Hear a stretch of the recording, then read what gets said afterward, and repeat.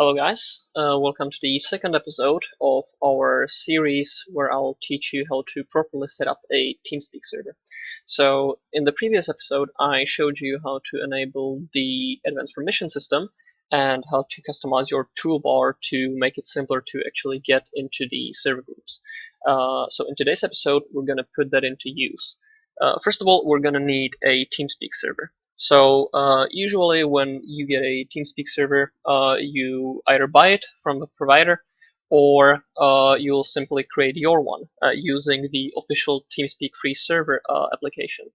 So that's what we're going to do. So we're going to create a server just like that. Now, this is going to pop up. What this means? Well, this is the server query login.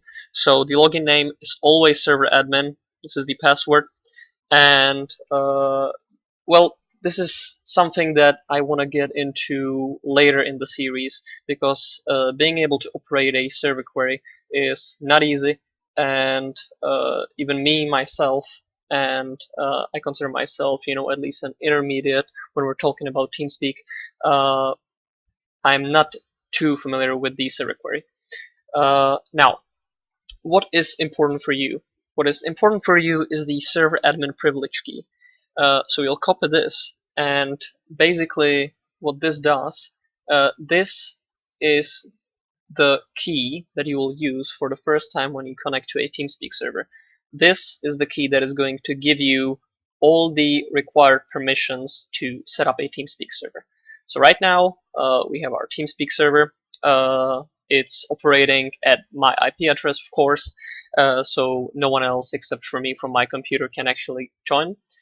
And yeah, so what we are going to do now is that I'm going to join the Teamspeak, and I'll be right back with you. Right, so we are back in Teamspeak. Now, first of all, you want to make sure if you're running your Teamspeak server on your computer, first of all, you want to make sure that it is actually running. So you'll click, show the hidden icons, and over here, as you can see, the Teamspeak free server is running.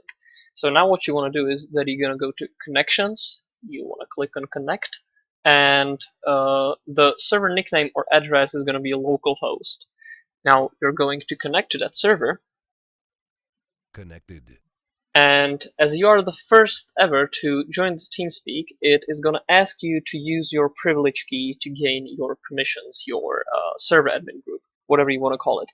Now, as you remember, we copied the privilege key. If you lose it anyhow, there is still a way to get it back. Basically, you'll go to Documents. You'll go anywhere where you located your Teamspeak free server. You're going to go to Logs. You're going to open up the latest log, and in there you can actually see the privilege key. It's written in a text document.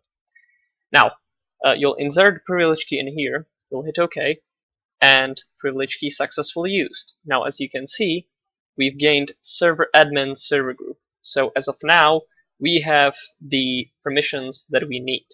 Microphone muted. So what do we want to do now? Very simple. You want to click on server groups. And as you can see, we currently have 3 server groups. We have server admin, we have normal, and we have guest. As you can see, guest is bold. That is because it is the default group.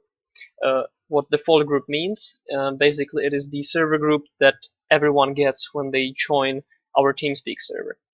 Now, the biggest mistake that you can make whenever you are setting up a Teamspeak is to give this server admin, this server group, to anyone else.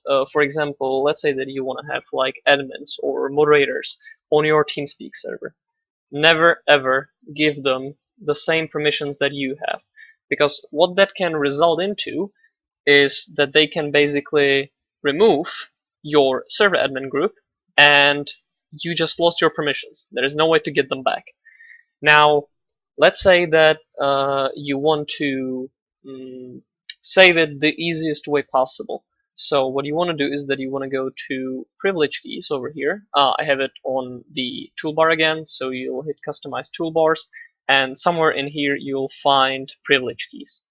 So you'll double click on that, it's going to show up in here. So you'll click that, And over here, you can create a privilege key. You can create a server group or a channel group.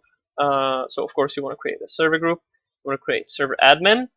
You don't need to add any description. You'll just hit create, and boom, here is the generated privilege key. So now, if I'll somehow, let's say, lose the server admin permission, I don't know if I can remove it. Server group revoked. Yes, I can, and I cannot give it to myself again, which is, really bad. So what we want to do is that we want to go to, we want to go to